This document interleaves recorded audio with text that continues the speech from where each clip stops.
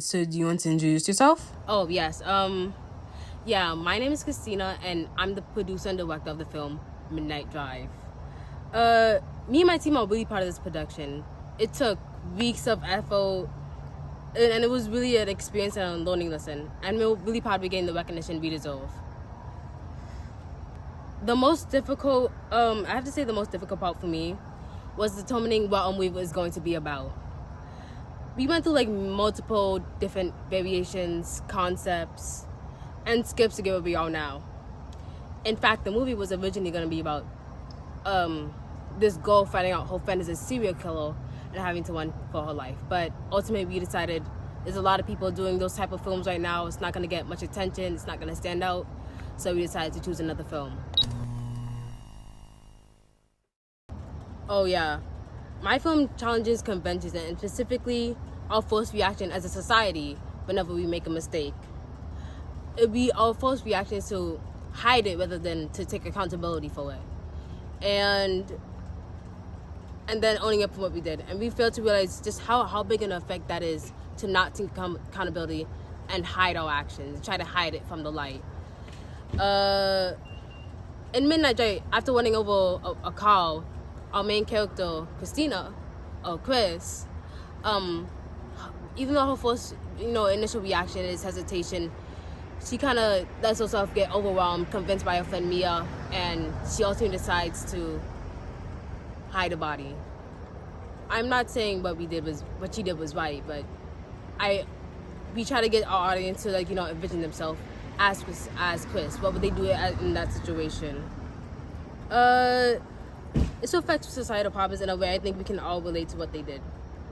Have you ever been told by your parents to clean up your room, but rather than actually putting in effort, you just choose the easy route and just hide it in a corner, put it in the closet, just keep it out of sight? And yeah, that's how I really think it challenges convictions. I think it really stresses the problem of our problem of hiding away our problems and mistakes. Yeah.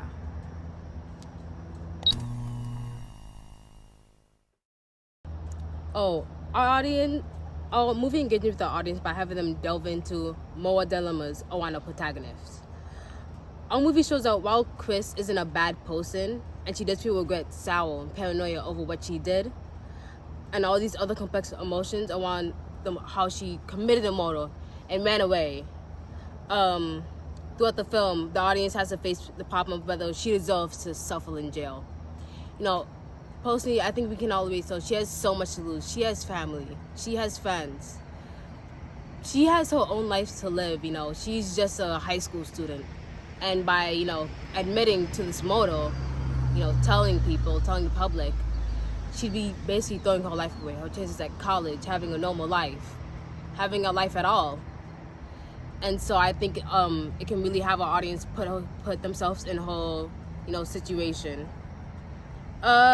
We distribute this film as a media text by showing it our introduction at film festivals.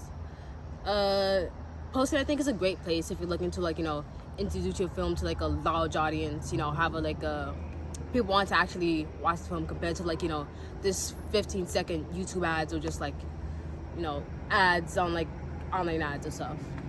And this may be a little, it's kind of counteracting what I just said, but we did post videos online behind the scenes of Midnight Drive. No. Why did you make that? Of how we worked on it, along with our crew, and how we came to the situation. Personally, we did that to intrigue the audience, curiosity around this movie, what is it gonna be about? How are they gonna put all these pieces together?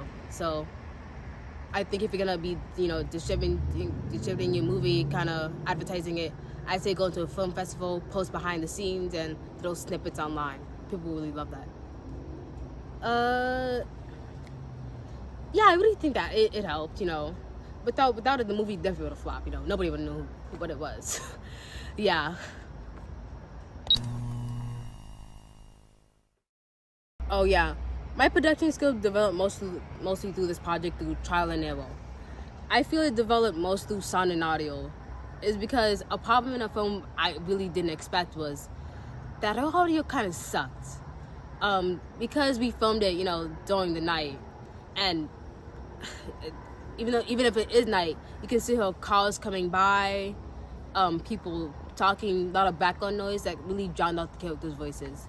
So we had to find ways around that by altering the audio, enhancing the voices, finding a whole bunch of different softwares to complete that purpose.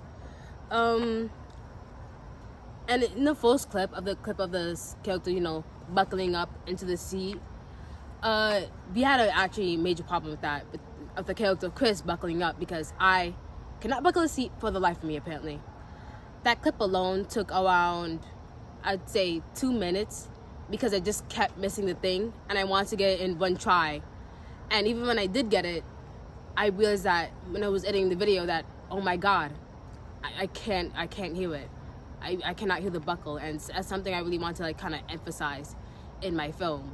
So, but luckily though, my friend Mia, and also the character, she got her scene, the buckle in one try, and the buckling sound came out crisp. So we were able to cut that audio out and double it and paste it onto my thing. So if you listen closely, it's just the same sound 2 times, but it really works. I think it really helped.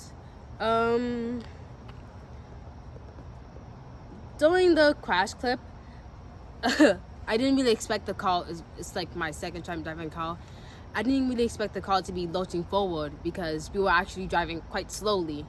So the second we hit the brakes and the camera, fell off the thing, we just burst into laughing, and that basically just made the audio completely unusable.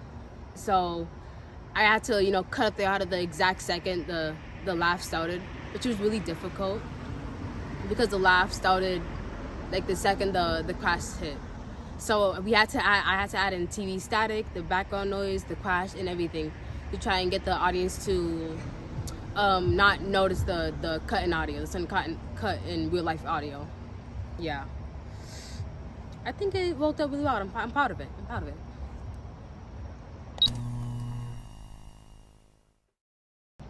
Oh, we integrated technology. Oh, I'll be honest, we didn't really integrate technology into this project. Everything was filmed on an iPhone, and we didn't use any microphones, any stands, so it was all handheld footage, handheld camera shots. But for the software, yeah, that was the big time.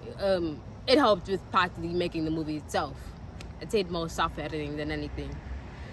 And going back to my previous problem of the sound, my second major problem in the production was coloring.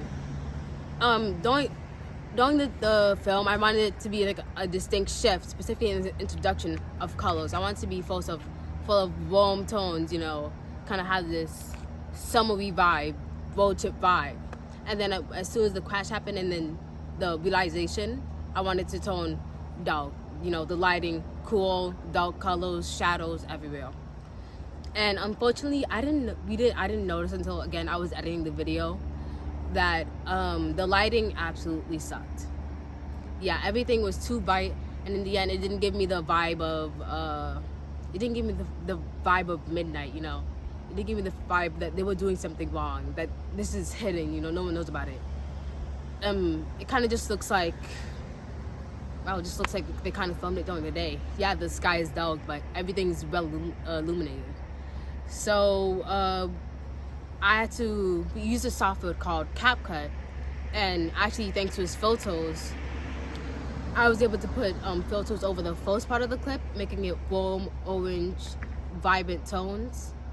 And the second half of the clip, I was able to make the shadows really pop compared to the light and make everything dark. I think it really helped in adding this kind of like crime, guilt element, unease into the film. And it really enhanced the vibes that, that something was off, Oh yeah, no problem. I enjoyed this interview, I enjoyed talking about it. This film meant so much to me and everybody who worked on this. Yeah, and if you're watching Midnight Drive at home, buy your tickets, watch it online, grab your friends, and just enjoy the movie. All right, goodbye. He's recording me.